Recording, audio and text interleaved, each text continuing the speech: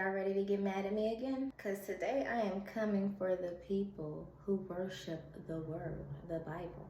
Notice I said worship the Bible, the word, and not the God. Because too many times I hear people say it's the word that only matters. It's the truth. The word of God is the way. The word of God is the source. The word of God. The word of God.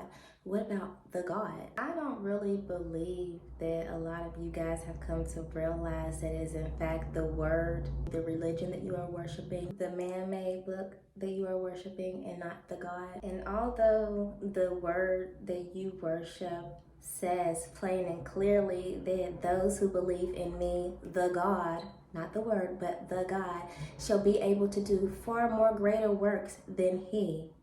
That means that you can do greater works than the God who is your source of power, not the word. Because it just seems that you guys believe in the word more than you believe in the God, and it's just so ineffective for you. I mean, it's only evident that those who are systematically programmed by the religion and the word are very limited in their powers, opposed to those who believe in God, the Spirit, more than they believe in the words of man. Those who are obviously hearing and doing the supernatural works of God that he promised he will give to you if you believe in him. Wait a minute, hold on now. I understand, I do, how it can get confusing and how religion or the word worshipers opposed to the God worshipers can be confused. Being that some are still unconscious enough and not able to make sense of what is really presented in front of them. Let's just get into some examples.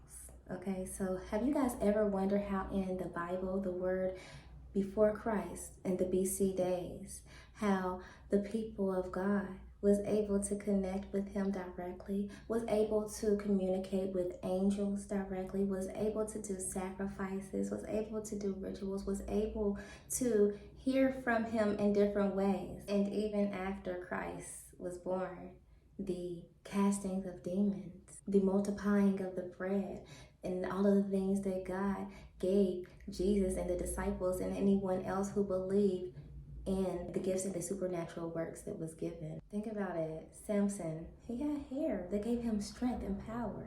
Moses, God personally used him and even showed types of magic through Moses from God's power. And who remembers Joseph sacrificing Isaac because he knew that God was more real than what people give him credit for. Instead, they give the Bible more credit than the God. And this is where I can understand why you guys could seem to be more confused, because even through all of that, the Bible, speaking of all the supernatural works, the powers that was given and done, and even how God will give you the powers, it still tells you not to do the powers that God says that he will give to you. So make it make sense. A lot of you guys write off sacrifices, ritual, connecting of the spirits as evil, demonetizing. But what do you think they were doing in the Bible?